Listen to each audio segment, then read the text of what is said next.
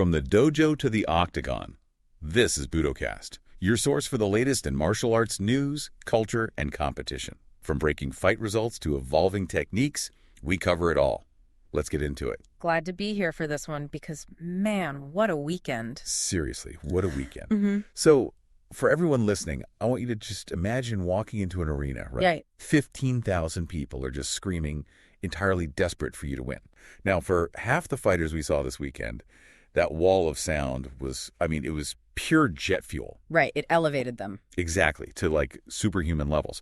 But for the other half, that exact same crowd was basically a psychological suffocant. Just completely paralyzed them. Yeah, heavy-legged, defensively compromised before a single punch was even thrown.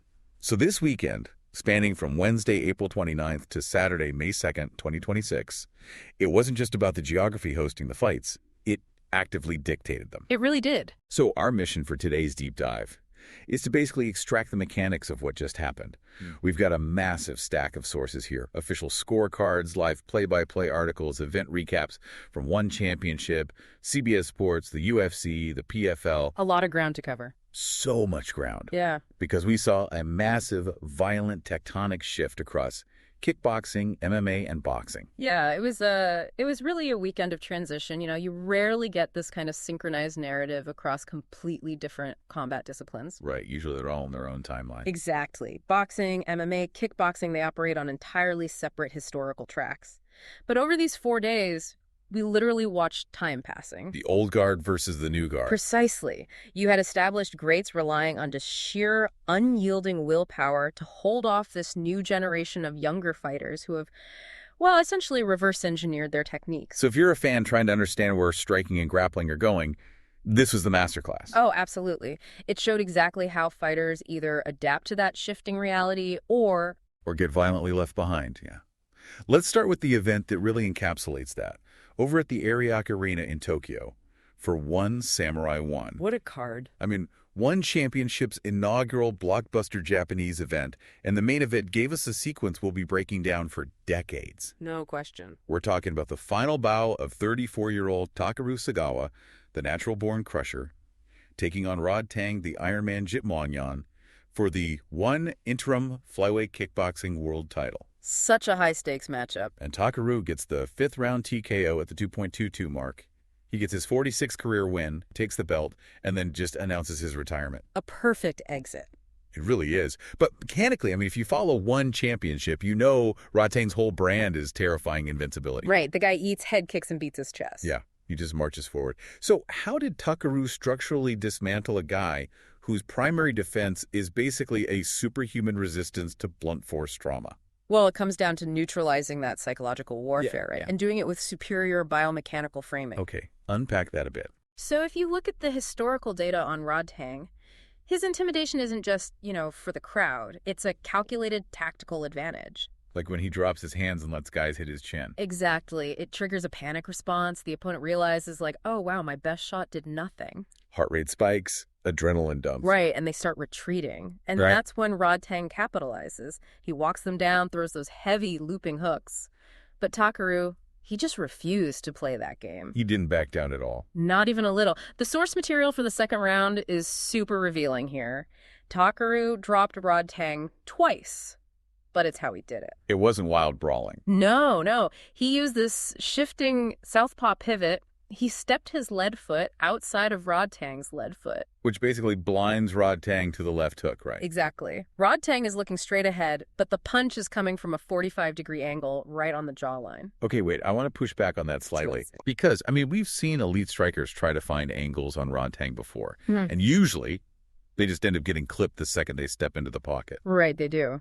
So what made Takeru's approach in that specific second round exchange any different? Was it just the footwork?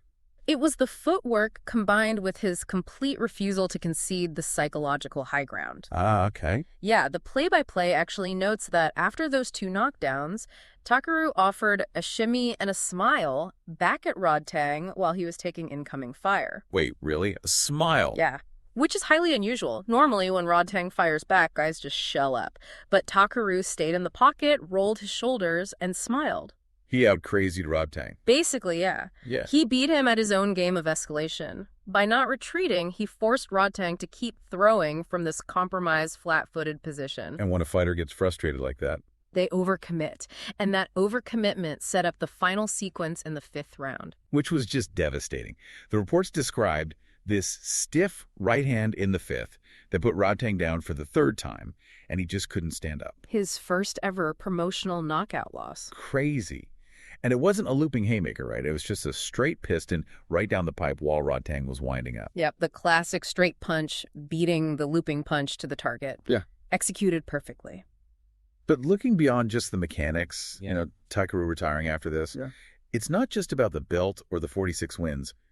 The sources place a massive emphasis on his legacy outside the ring. His mental health advocacy. Exactly. And in traditional Japanese martial arts culture, where stoicism is, well, basically a prerequisite, how huge is it for a guy like him to make that the focal point of his exit? Oh, it's a massive cultural inflection point. Like you said, stoicism is deeply ingrained in Bushido and modern Japanese combat sports. You're supposed to suffer in silence. Exactly. But Takeru has been very public about his mental health struggles. He's breaking a huge stigma. To step into the ring, knock out the most feared striker on earth, and then use that platform to advocate for mental health and his charity work for kids. It fundamentally changes the archetype of the Japanese martial arts hero. Like a cinematic mic drop. It really is. He's this highly emotionally intelligent athlete who recognized his physical apex and transitioned perfectly. A calculated withdrawal at absolute peak value. Yep. But, man, it leaves an incredible vacuum in the division. And while he was gracefully exiting, the rest of the One Samurai One card felt like a violent invasion by the next generation. Oh, the kids were hungry. Let's talk about the one flyweight MMA world title fight. You've got 25-year-old Avazbek Kolmirzaev against the heavily favored veteran Yuya Wakamatsu. The little piranha. Right. And in the second round, Kolmirzaev lands a spinning back elbow that just puts Wakamatsu completely to sleep. First ever Uzbekistan MMA world champion. Incredible moment. And if you've watched one over the last year, you're probably thinking, sure, Kolmirzaev finishes guys on the regional scene, but a veteran will expose his spinning attacks. But that's not what happened. Not at all. It was a surgical execution of, like, the most dangerous technique in the sport. How does a 25-year-old safely throw a spinning elbow at a veteran without giving up his back and getting choked? Visual misdirection and manipulating Wakamatsu's circling tendencies. Explain that. Well, a spinning back elbow isn't something you just throw out there and hope for the best. Right, because if you miss, your back is exposed. Elite MMA guys will immediately jump on a rear naked choke. But Kolmirzaev set it up beautifully. How so? The play-by-play data shows he was throwing these heavy roundhouse kicks to Wakamatsu's body early on. Conditioning him? Exactly. He conditioned Wakamatsu to expect a linear or circular attack from the legs. So when Wakamatsu moved to circle away from the power side, he was actually stepping directly into the path where a spinning attack resolved. Oh, wow. So he essentially herded Wakamatsu right into the elbow. Yep. Kolmirzaev initiated the spin, rotated on his lead foot, whipped his hips. And because Wakamatsu was circling into it, the collision force is basically doubled. Exactly the right spatial analysis. But the bigger narrative is Kolmirzaev's stats. They're terrifying. 25 years old, 16-2 career record, a 93% finishing rate. That's absurd for a flyweight. 15 finishes inside the distance, 9 of them in one. He came up through the One Friday Fight series at Lumpini Stadium. Which is just a brutal proving ground. High attrition. You fight constantly against incredibly hungry opposition. Right, so he didn't get a padded record. He fought a total gauntlet. And crowning the first major global MMA champ from Uzbekistan, that feels like a watershed moment. It really does. They have this legendary amateur boxing and wrestling infrastructure, but this suggests they're finally synthesizing it for MMA. It's the exact same evolutionary leap we saw with Dagestan a decade ago. That's a great comparison. When a region with deep grappling or striking culture figures out the connective tissue of MMA, you know, the wall walking, the cage control they dominate. And Kolmirzaev is the tip of the spear for that. Yeah. And at 25, his neurological pathways for fight processing are still developing. His physical prime is years away. Terrifying. But, he wasn't the only one making a statement. The undercard was this fascinating study of the old guard trying to hold the line. Holding off the youth. Right. And the veterans who survived did it with absolute technical mastery. Let's look at Jonathan, the General Haggerty. He outclassed Yuki Yoza, snapped his 13-fight win streak. A masterclass in distance. Yeah. Yoza is this highly aggressive Kyokushin karate guy. Wants to blitz in straight lines. How did Haggerty neutralize a 13-fight streak over 5 rounds? By using the teep, the push kick. But not just as a strike, he used it as a rigid measuring stick to disrupt Yoza's kinetic chain. Interesting. Kyokushin fighters rely on continuous forward pressure, heavy low kicks. But to generate that power, their feet have to be planted at a very specific range. Right. Haggerty refused to let him establish that base. Every time Yoza loaded his hips to blitz, Haggerty speared him in the midsection with the teeth. So he's using it almost like a jab. Exactly, a jab with the leg. It disrupts the breathing, resets their momentum, and forces them to start the combo all over again from the outside. The recap said he gave Yoza 0 room to breathe. Which is counterintuitive, right? He didn't smother him by moving forward. He suffocated his offense by rigorously maintaining a distance where Yoza's blitzes were mathematically impossible to land. That makes perfect sense. And we saw a similar clinical performance from Nadaka. He beat Song Chanoy to extend his win streak to 41 fights. 41 fights. I mean, I have to pause on that number. Yeah. 41 consecutive fights at elite atomweight Muay Thai. In 4-ounce gloves with elbows. Where one mistake ends your night. Exactly. Yeah. How do you mechanically sustain a streak like that? You need a defensive system that literally removes probability from the equation. Nadaka's success is rooted in the clinch and positional framing. Avoiding the chaos. Right. In Muay Thai, the chaotic exchanges happen in the pocket. Nadaka avoids it by either staying way on the outside kicking or entirely inside in the clinch where he dictates the leverage. So he neutralized the mid-range against Song Chanoy entirely. Completely. When Song Chanoy closed the distance, Nadaka would tie up the biceps, control posture by grabbing the back of the neck, and just land knees while taking 0 damage. Risk-averse violence. Highly systematic. It mathematically reduces the chances of getting hit cleanly. Amazing. Now, we also need to talk about Murat Grigorian starching Kaito Ono in 1 minute and 51 seconds. Brutal overhand, right? A sub-2-minute knockout at this level. You don't just land a lucky overhand on Kaito. What was the setup? Classic high-low manipulation. The reports show Grigorian didn't start with the overhand. He established a threat to the body first. With the left hook. Right, a heavy left hook to the ribcage. And human reflex to protect your ribs, Kaito dropped his right elbow. The brain prioritizes the immediate physical threat. Exactly. The millisecond Kaito's right hand dropped, Grigorian looped the overhand right over the top. Because the trajectory of an overhand bypasses a lowered guard entirely. It comes down on an arc.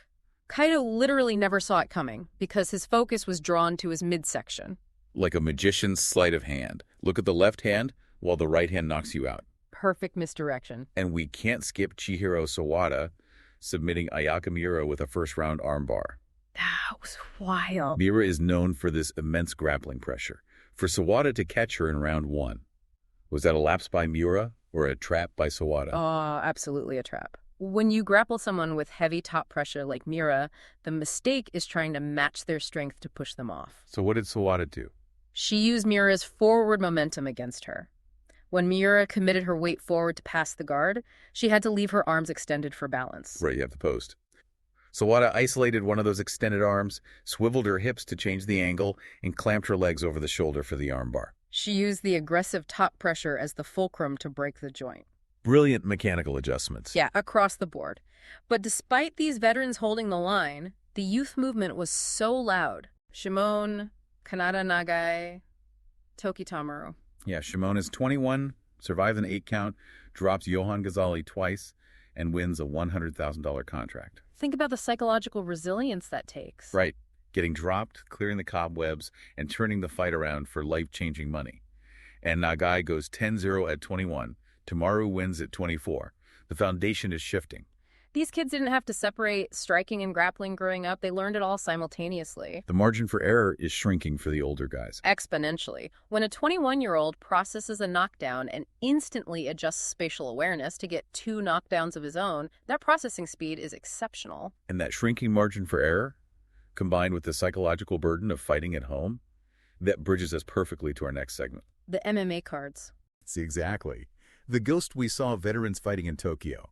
That's what the UFC and PFL fighters were dealing with on Saturday, fighting the inevitable decline and the pressure of their hometown crowds. But before we dive into Perth and Sioux Falls, we need to take a quick pause.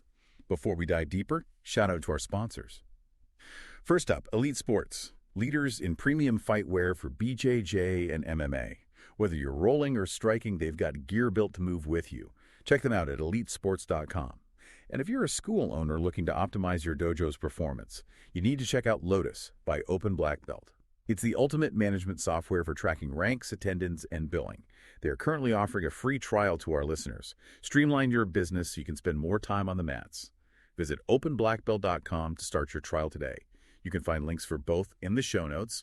And if you got a story, news tip, or question, send it to us at budocast.com. All right, let's head down to the RAC Arena in Perth, Western Australia for the UFC card, and then over to the Sanford Pentagon in Sioux Falls for the PFL. Two very different hometown crowds. Right, but the overarching theme was the violent passing of the guard, heavily influenced by this idea of the hometown advantage. Let's start in Perth. Yeah, the main event. It was supposed to be a massive celebration for Jack Della Maddalena.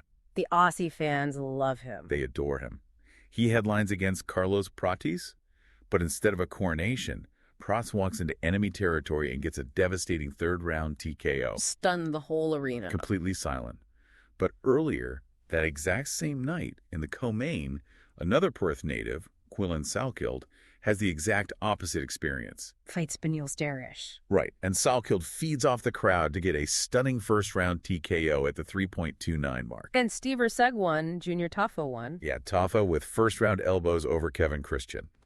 So here's what I need to unpack, because it feels completely contradictory. Oh, so? We have two radically different hometown experiences in the exact same arena. Della Maddalena gets stopped in front of his people, agonizing loss. Meanwhile, Salkild uses that same energy to take out a legend. Why does fighting at home forge diamonds out of some guys, but completely crush others? What is physiologically happening during that walkout?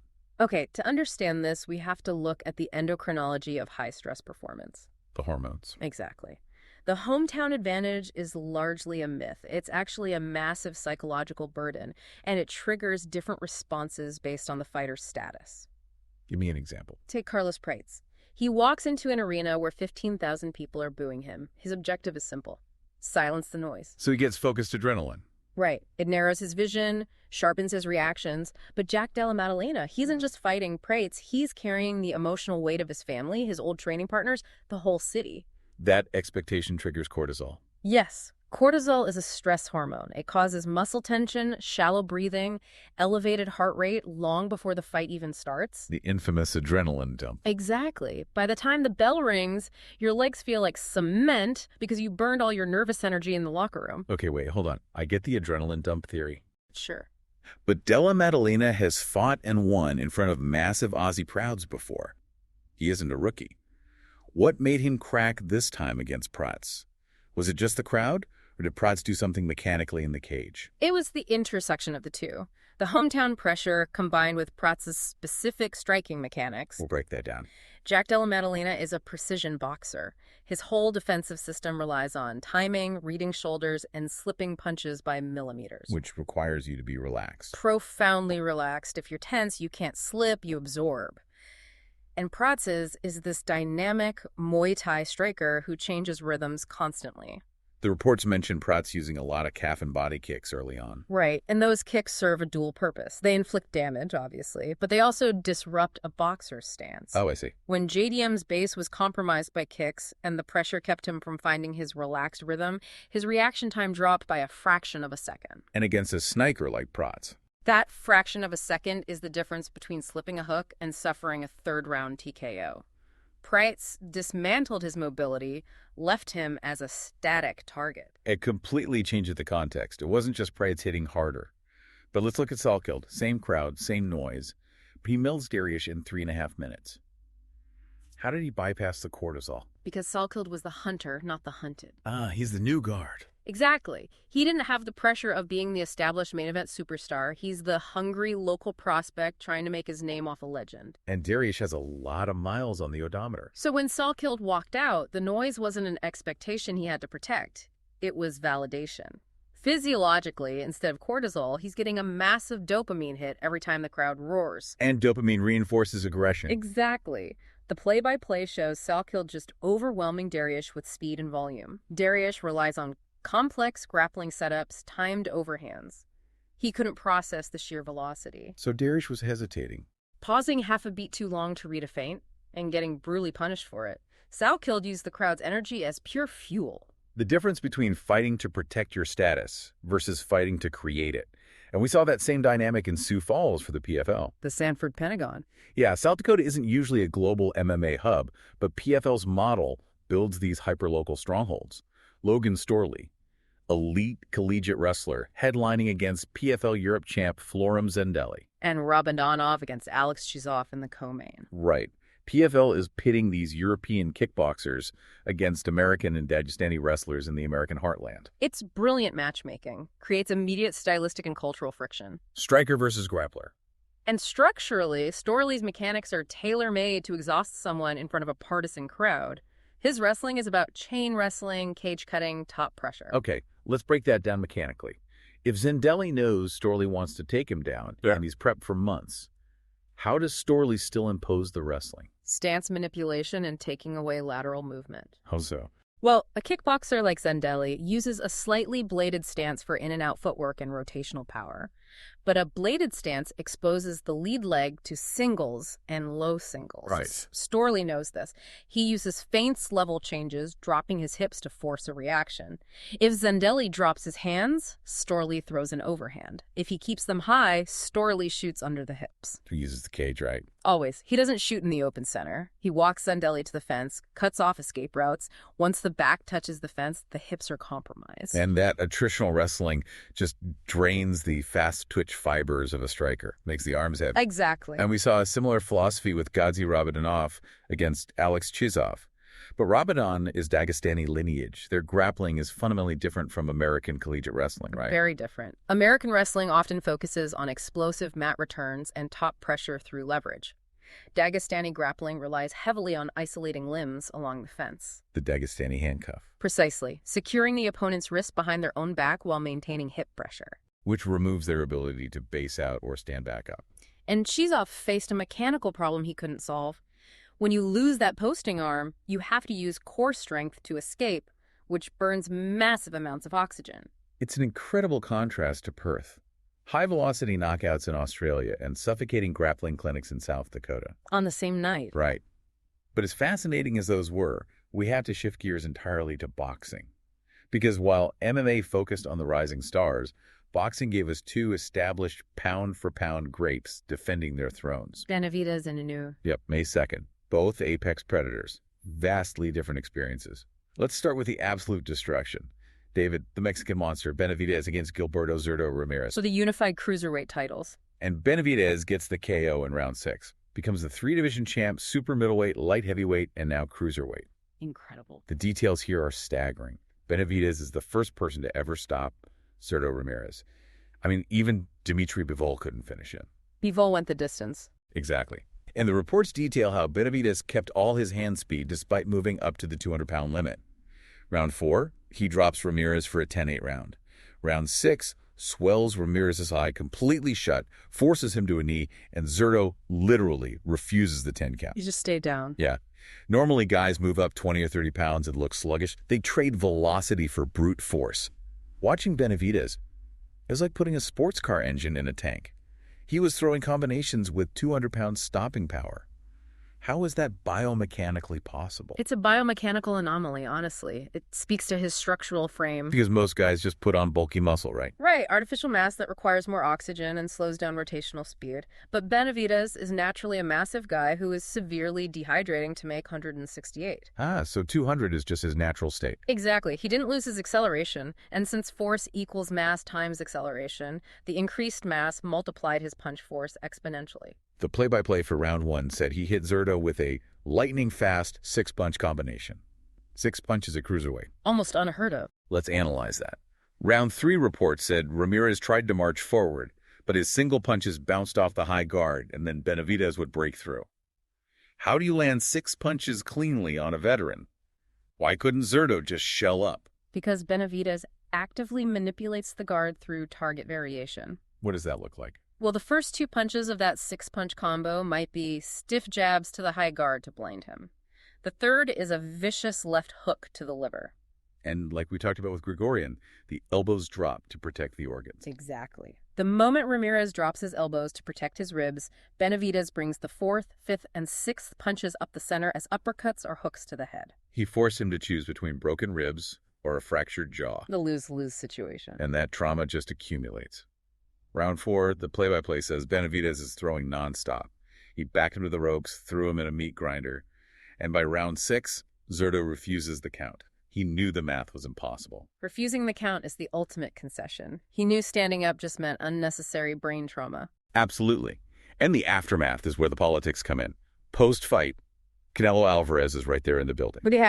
Right, the fight everyone wants. But Canelo's camp avoids. Benavidez grabs the mic, asks the crowd if they want the fight, calls out Canelo. But then he immediately pivots and welcomes Dimitri Bivol to challenge him. A masterstroke of political maneuvering. So impartial analyst hats on. What does this flawless performance at 200 pounds do to Canelo's narrative? How does boxing handle a guy who looks this destructive calling out the king with the king in the room? It creates an intense PR pressure cooker. Historically, Canelo's camp claimed Benavidez didn't have the resume, but public perception is everything. Benavidez just annihilated a guy at 200 pounds that Bivol only beat by decision at 175. Exactly. He's leveraging the fans, making it socially impossible for Canelo to ignore him without taking a hit to his legacy. But the pivot to Bivol. That's the genius part. Benavidez is a cruiserweight now. Asking Canelo, who fights at 168, to fight a 200-pound monster gives Canelo a legitimate face-saving exit. They can just say the weight difference is too big. Right. So Benavidez anticipates that. By calling out Bivol, he's saying, if the smaller man won't fight me, bring me the bigger man who beat him. He checkmated the matchmakers. Brilliant, both inside and outside the ropes. He looks completely untouchable. But let's contrast that with our final fight, because half a world away in Tokyo, Naoya the Monster Inoue was dragged into the deepest, bloodiest waters of his career. What a fight that was. Inoue defends his undisputed junior featherweight crown against undefeated Junto Nakatani. Inoue wins by unanimous decision, 116-112, 115-113, 116-112. But the scorecards don't tell the story. Not at all. It was a grueling, terrifying fight. Slow start, Nakatani uses a wide southpaw stance and jab. Middle rounds, Nakatani pushes Inoue to the ropes, swells his face. A true dogfight. Then round 10, a clash of heads cuts Nakatani's left eye. Blood impairs his vision. Inoue catches a second wind, dominates 11-12 with uppercuts to win. And Inoue even admitted Nakatani is a top pound-for-pound guy. Right, so here's my question. Inoue usually looks like a Terminator. Blasts people out in 3 rounds. Here he looked completely human. Does looking vulnerable make his legacy stronger because he proved his grit? Or does it damage his aura by giving the division a blueprint to hurt him? It does both, but for historical legacy, it is essential that an untouchable fighter looks human at least once. Really? Yeah. You can't achieve transcendent legendary status just by being a bully who knocks out overmatched guys. History needs to know what happens when the bully gets punched in the mouth. When the sniper has to fight in a phone booth. Exactly. Inoue had to rely on humanity and grit. Nakatani brilliantly disrupted his rhythm with that southpaw trap. A wide stance. Right. By fighting wide, Nakatani ensured his lead right foot was always outside Inoue's lead left foot. Inoue had to constantly adjust his angle just to throw a straight right. Which burns energy and prevents him from setting his feet. CBS Sports noted that in round 8, Nakatani walked forward, threw combos, and forced Inoue to fight off his back foot. Round 9, Nakatani had him trapped against the ropes. How did he trap Naoya Inoue? He used his height and reach to create a perimeter. When Inoue tried to step inside for body shots, Nakatani would frame off his shoulders and throw the left hook over the top. Making the pocket super claustrophobic. Highly dangerous. And that's where championship mettle comes in. It's not just speed, it's the capacity to process trauma and fatigue and execute when plan A fails. So mechanically, what did Inoue do when Nakatani got cut in round 10? The blood impairs his depth perception. How did Inoue alter his striking? Well, when vision is blurred by blood, a fighter can't track straight punches down the center. They rely on peripheral vision to track looping hooks. Okay. Inoue recognized this. In round 11, despite his own swollen face, he stepped into the pocket and ripped uppercuts. Because uppercuts come from below the field of vision. Exactly. Nakatani literally couldn't see them coming from the waist. And because Inoue was fatigued, he actually transitioned to fighting based on tactile feedback. Wait, fighting by touch? Yeah. He stopped tracking visually from the outside and started framing in the clinch, keeping his forearms glued to Nakatani's chest and biceps. So he could feel the punch loading up before he saw it. Yeah. Allowing him to slip and counter with straight rights to win the final rounds. That is an unbelievable level of real-time processing. So sure, the blueprint is out there. Be as big and fearless as Nakatani and use a wide southpaw stance. But having the tools to actually execute that blueprint is a different universe. Because Inoue proved he can outthink you mechanically and outwill you psychologically in the 11th and 12th rounds. Which forces everyone to acknowledge him as a complete tactician, not just a puncher. Solidifies his pound-for-pound status. The difference between a front-runner and a true champion. Exactly. A champion proves it when the game plan burns to the ground. And honestly, looking back at this entire weekend, the narratives just weave together so perfectly. It's all about transition and survival. We started in Tokyo with Takeru's flawless exit, dismantling Rodtang's aura. We saw Kormirzaev and the One Phenoms proving their systemic evolution. We saw the hometown advantage weaponized by Salkhild, but crushing Della Maddalena. And then the boxing kings. Right.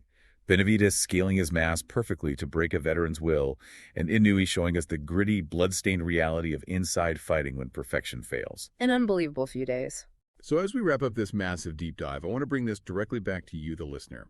Look at this incredible weekend of fights and ask yourself, what is the true mark of a martial arts legend? Is it the perfect, untouchable aura of a David Benavidez, shattering records and guards through sheer biomechanical dominance? Is it the ability to bleed, to look entirely human, to lose your visual tracking and still survive the deepest waters through sheer grit like Naoya Inoue?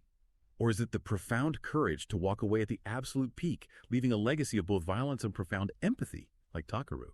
Think about who from this new rising generation is going to embody those traits 5 years from now. Because the eras didn't just shift this weekend.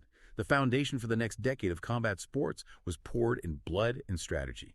That's it for this episode of Budocast. Thanks for joining us as we break down the latest in martial arts. We'll be back soon with more news, stories, and insights. Until then, train hard, stay humble.